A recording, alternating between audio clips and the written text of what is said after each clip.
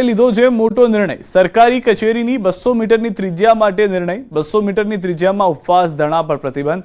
કલમ 163 હેઠળ લેવાયો છે નિર્ણય। હથિયારો તથા વિસ્ફોટક પદાર્થો પર પણ પ્રતિબંધ તથા નિયમ ભંગ કરનાર સામે ભારતીય ન્યાય સંહિતા 2023ની કલમ 223 હેઠળ સજાપાત્ર ગુનો દાખલ કરવામાં આવશે, જે પોલીસ કોન્સ્ટેબલથી ઉચ્ચ અધિકારીઓને નિયમ ભંગની ફરિયાદ નોંધવાની સત્તા આપવામાં આવી।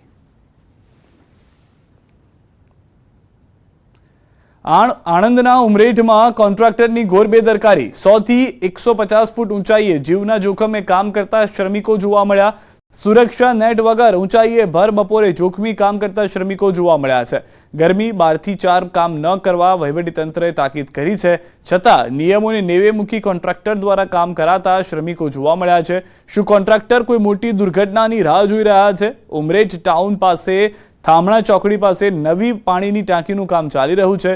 ઉમરેઠમાં નલ સે જલ યોજના અંતર્ગત પાણીની ટાંકીનું કામ થઈ રહ્યું છે। આટલી ઊંચાઈએ ભર બપોરે જીવના જોખમે કામ કરતા શ્રમિકોને જોઈ લોકો આશ્ચર્યચકિત થઈ ગયા હતા।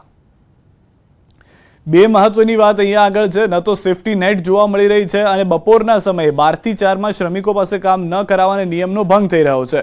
વધુ માહિતી ન્યૂઝ 18 સંવાદદાતા જનક પાસેથી મેળવીશું। જનક, જે રીતે સમગ્ર ઘટના છે, કોન્ટ્રાક્ટર જીવના જોખમે કામ કરાવી રહ્યા છે, તંત્ર શું કરી રહ્યું છે? જે ચોક્કસ સિદ્ધાર્થ, આ ઘટના આણંદ જિલ્લાના ઉમરેઠ શહેરની છે। થામણા ચોકડી પાસે હાલ પાણીની ટાંકીનું કામ ચાલી રહ્યું છે અને અત્યારે ઉનાળાનો ધગધગતો તાપ પણ શરૂ થયો છે, ત્યારે કોઈ પણ જાતની સુરક્ષાની નેટ વગર આટલી હાઈટ ઉપર તમે વિઝ્યુઅલમાં પણ જોઈ શકશો કે આવી રીતે આ જે મજૂરો છે એમની પાસે કામ ચાલી રહ્યું છે। ચોક્કસ આ જે આખું જે કામ ચાલી રહ્યું છે એમાં મજૂરોની સલામતીનો બી પ્રશ્ન છે, એટલે આ અંગે જે કોઈ વહીવટી તંત્ર છે, કારણ કે આ નલ સે જલ યોજના અંતર્ગત આ પાઇપનું કામ ચાલી રહ્યું છે, એટલે સ્વાભાવિક રીતે ઉમરેઠ નગરપાલિકાની જવાબદારી પહેલી ગણાય। એટલે ચોક્કસ આ ઉમરેઠ નગરપાલિકાની ઘોર બેદરકારી કહી શકાય। આભાર જનક સમગ્ર માહિતી બદલ। તો હાલમાં આ ઘટનાને લઈને હજી સુધી પગલાં લેવામાં ન આવતા પણ લોકો હજી આશ્ચર્યમાં છે।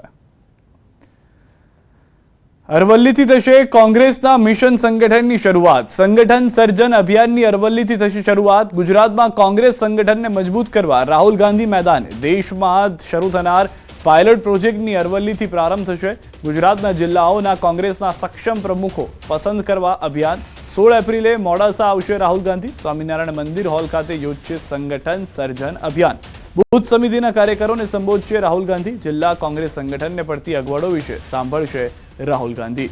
અરવલ્લી જિલ્લા કોંગ્રેસ સમિતિએ કરી પત્રકાર પરિષદ। દિગ્ગજ નેતા રાહુલ ગાંધીના આગમનને લઈને કોંગ્રેસમાં બેઠકોનો દોર શરૂ થઈ ચૂક્યો છે।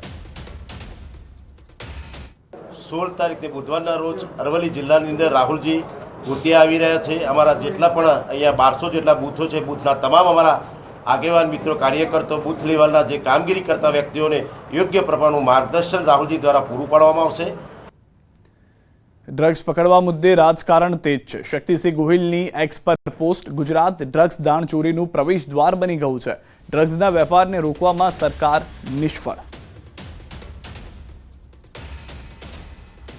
તો જે રીતે ટ્વીટ કરવામાં આવ્યું છે અને આજે જે 1800 કરોડનું અંદાજિત ડ્રગ્સ પકડાયું છે તેને લઈને શક્તિસિંહનું આ ટ્વીટ હોવાનું માનવામાં આવી રહ્યું છે। શક્તિસિંહ ગોહિલે એક્સ પર આ પોસ્ટ કરતા સ્પષ્ટ કર્યું છે કે અનેક લોકો ગુજરાતના દરિયાને ખોટી રીતે ઉપયોગમાં લઈ રહ્યા છે।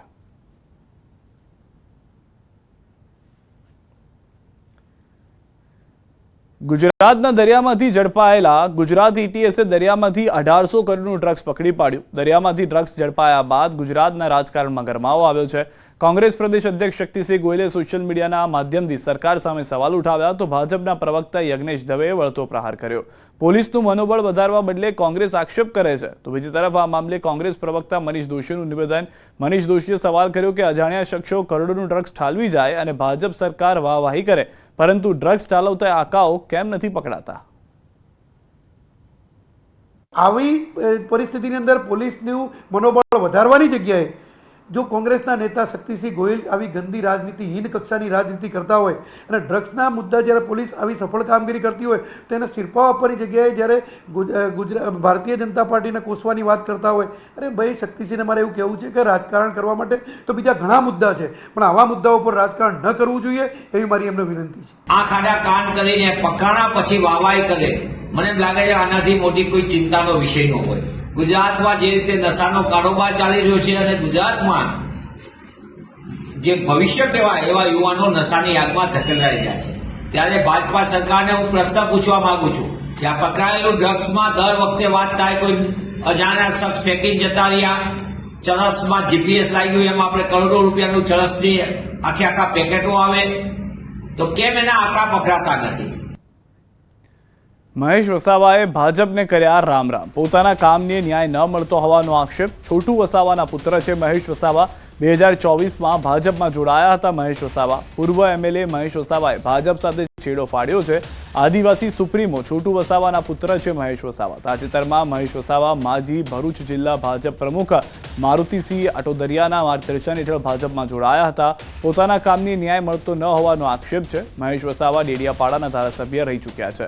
બીટીપીના અધ્યક્ષ હતા મહેશ વસાવા. હવે ફરી પોતાની બીટીપી પાર્ટી શરૂ કરશે એવા એંધાણ જોવા મળી રહ્યા છે.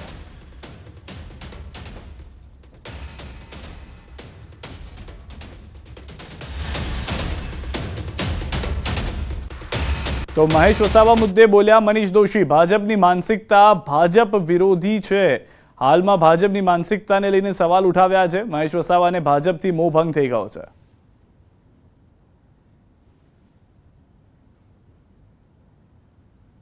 આદિવાસી વિરોધી માનસિકતા, બંધારણ વિરોધી ભાજપા અને સંવિધાનને દરિયામાં ફેંકી દેવાની જ્યારે વાત કરનારા લોકો સાથે એમનો મોહભંગ થયો, ત્યારે એમને કરેલી વાત સમગ્ર આદિવાસી સમાજને અને સમગ્ર દેશ માટે સૌથી મોટામાં મોટી વાત છે. આદિવાસી સમાજની અંદર એક સારું પ્રભુત્વ ધરાવતા નેતા છે, પરંતુ એમને જે રાજીનામું આપ્યું છે એની કોઈ નકલ હજી ભારતીય જનતા પાર્ટીને મળી નથી. ભારતીય જનતા પાર્ટીને એની નકલ મળશે, ત્યારબાદ ભારતીય જનતા પાર્ટીનું મોવડી મંડળ કોઈ પણ વિષયમાં ચર્ચા કરીને નક્કી કરશે, અને એ નક્કી કર્યા બાદ ભારતીય જનતા પાર્ટી જીસીઆરટીની સિસ્ટમમાં વર્ષોથી ડખા જોવા મળી રહ્યા છે. છેલ્લા 10 વર્ષથી સિસ્ટમ હેંગ મારી રહી છે. તેમજ શાળા